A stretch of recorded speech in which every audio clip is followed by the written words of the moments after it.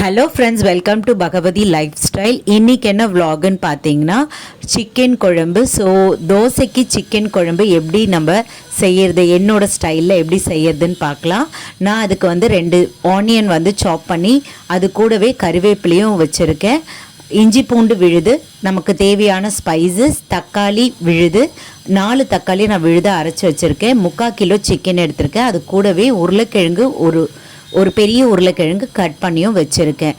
So தேவையான மிளகாத்தூள், புதினாவும் 2 பச்சை மிளகாவும், அதுக்கு அடுத்தது இஞ்சி பூண்டு பேஸ்ட்டு, இதெல்லாம் தான் தேவை. ஸோ வாங்க எப்படி வந்து இதை ப்ரிப்பேர் பண்ணலாம் அப்படின்னு பார்க்கலாம். முதல்ல பேன் வச்சுக்கோங்க, தேவையான ஆயில் விட்டுக்கோங்க. நான் 1 குழிக்கரண்டி கடலெண்ணெய் எடுத்திருக்கேன். ஸோ சூப்பராக இருக்குங்க. கடலெண்ணெயில் நம்ம வந்து சிக்கன் குழம்பு பண்ணால் நம்ம வச்சுருந்த எல்லா ஸ்பைசஸையும் அதில் ஆட் பண்ணிக்கணும். அந்த ஸ்பைசஸ்லாம் ஆட் பண்ணால் இமீடியட்டாகவே நம்ம உடனே வெங்காயமும் அண்ட் இந்த கருவேப்பிலையும் சேர்த்துக்கணும். வெங்காயமும் கருவேப்பிலையும் சேர்த்துக்கிட்டால் ரொம்பவே சூப்பராக இருக்கும் அந்த அரோமா. ஸோ அதனால் வெங்காயமும் கருவேப்பிலையும் சேர்த்துக்கணும். அந்த வெங்காயம் வந்து நல்லா கோல்டன் ப்ரௌன் வர்றது வரைக்கும் நம்ம வெயிட் பண்ணோம். அதுக்கு அடுத்தது இஞ்சி பூண்டு பேஸ்ட்டு. ஸோ நான் 1 டேபிள் ஸ்பூன் இஞ்சி பூண்டு விழுது நம்ம சேர்த்துக்கிறேன்.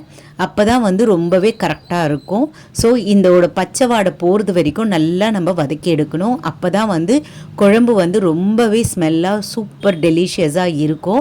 அதுக்கு அடுத்தது அந்த புதினாவோ 2 பச்சை மிளகாய் நான் கீறி வச்சுருக்கேன் இல்லைங்களா, அதையும் வந்து இதில் சேர்த்துக்கலாம். அதையுமே நல்லா வதக்கி எடுக்கணும். அதோட பச்சை வாடை போகிறது வரைக்கும் வதக்கணும். அதுக்கு அடுத்தது குழம்பு மிளகாத்தூள், நம்ம வீட்டிலலாம் குழம்பு மிளகாத்தூள் வச்சுருப்போம் இல்லைங்களா, அந்த குழம்பு மிளகாத்தூள் 2 டேபிள் ஸ்பூன் நான் சேர்த்துக்கிறேன். அது நல்லா பொரிஞ்சு கோல்டன் ப்ரௌன் கலர் வர்றது வரைக்கும் நம்ம வெயிட் பண்ணோம். அப்போ தான் அந்த கலர் வந்து ரொம்ப சூப்பர் அட்டகாசமாக இருக்கும். அந்த கலர் பார்க்கும் பொழுதே அந்த குழம்போடைய ருசி எப்படி இருக்கும்னு நிறைய பேர் ஜட்ஜ் பண்ணுவாங்க.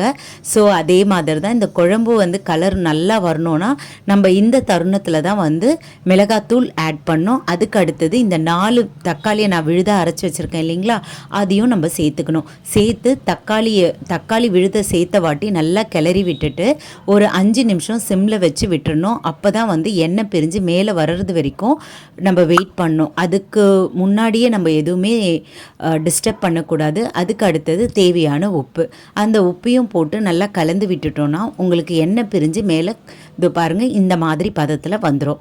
அப்போ என்ன பண்ணுறீங்கன்னா நல்லா வாஷ் பண்ணி வச்சுருக்க சிக்கனை இதில் ஆட் பண்ணிக்கோங்க. சிக்கன் நம்ம வாஷ் பண்ணும் பொழுதே நம்ம வந்து மஞ்சப்பொடி போட்டு தான் வாஷ் பண்ணுவோம். ஸோ நானும் அப்படி தான் வாஷ் பண்ணி வச்சுருக்கேன். ஸோ அந்த சிக்கனை தான் நான் ஆட் பண்ணிக்கிறேன். சிக்கனை ஆட் பண்ணிவிட்டு நல்லா இந்த கிரேவியோடு அதை கலந்து விடணுங்க. அப்போ தான் இந்த கிரேவியில் இந்த சிக்கன் வந்து நல்லா சோக் ஆகும். அதுக்கு அடுத்தது நம்ம நறுக்கி வச்சுருக்க உருளைக்கிழங்கு நம்ம சேர்த்துக்கணும். அப்போ தான் ரெண்டுமே ஒரே டைமில் நம்ம சேர்க்கும் பொழுது மட்டும்தான் எல்லாமே கலந்து சூப்பராக வருங்க. இதை நீங்கள் ட்ரை பண்ணி பாருங்கள், ரொம்பவே நல்லாயிருக்கும், ரொம்ப யம்மியாக இருக்கும். அதுவும் தோசைக்கு ஆப்டாக இருக்கும். அதுக்கு அடுத்தது நமக்கு எவ்வளோ குழம்பு வேணும், நம்ம ஃபேமிலிக்கு எவ்வளோ வேணும் நமக்கு தெரியும் இல்லைங்களா, அந்த அளவுக்கு நம்ம தண்ணி விட்டுக்கணும். நான் ஒரு 1.5 டம்ளர் தண்ணி நான் விட்டுக்கிறேன். அதாவது வந்து ஒரு 300 ml இல்லைனா 400 ml நான் சேர்த்துட்டு நல்லா கலந்து விட்டுக்கோங்க. கலந்து விட்டு லிட் போட்டு விட்டுட்டு 3 விசில் விட்டுட்டு அதுக்கு அடுத்தது ஒரு 2 நிமிஷம் ஸ்டவ்வில் வச்சு கொதி வந்துட்ட உடனே கொத்தமல்லியை தூவி போட்டு இறக்கி வச்சுடுங்க. இதுக்கு ஆப்டான பிரேக்ஃபாஸ்ட் என்னென்னா கண்டிப்பாக நான் தோசை தான் சொல்லுவேன். ஸோ அதுதான் நானுமே ப்ரிப்பேர் பண்ணியிருக்கேன். என்னோடய சேனல் உங்களுக்கு பிடிச்சிருந்தா சப்ஸ்கிரைப் பண்ணுங்கள், லைக் பண்ணுங்கள், ஷேர் பண்ணுங்கள் அண்ட் கமெண்ட் பண்ணுங்கள். உங்களோட ஒவ்வொரு லைக்கும் ஒவ்வொரு சப்ஸ்கிரைபும் என்னோட மிக மிக மிக பெரிய மோட்டிவேஷன். ஸோ என்ன மாதிரியான ஹவுஸ் ஒய்ஃபை இந்த சோஷியல் மீடியாவில் வலம் வர செய்கிறது உங்களோட சப்ஸ்கிரைப் மூலியமாகவும் உங்களோட தம்ஸ்அப் மூலியமாக மட்டும்தான். So please encourage my channel. அப்போ தான் வந்து என்னாலையும் ஏதோ ஒன்று பண்ண முடியும், நான் நிறைய வீடியோஸ் அப்லோட் பண்ண முடியும். பாருங்கள் தோசை எவ்வளோ சூப்பராக பேப்பர் மாதிரி வருது. நான் எப்பயுமே அயன் தவா தான் யூஸ் பண்ணுவேன். ஸோ அதனால தான் நீங்களும் அயன் தவா யூஸ் பண்ணிங்கன்னா ரொம்பவே ஹெல்த்துக்கு ரொம்ப நல்லது. ஸோ தோசை வந்து சூப்பராக அதுவே என்னை எடுத்துக்கோங்கன்ற மாதிரி அழகாக அந்த தவா விட்டு எடுத்து வரோங்க. சூப்பராக இருக்கும் தோசையும் இந்த சிக்கன் குழம்பும். இவ்வளோ நேரம் என்னோடய வீடியோவை பொறுமையாக பார்த்ததுக்கு ரொம்ப ரொம்ப நன்றி. தேங்க்யூ.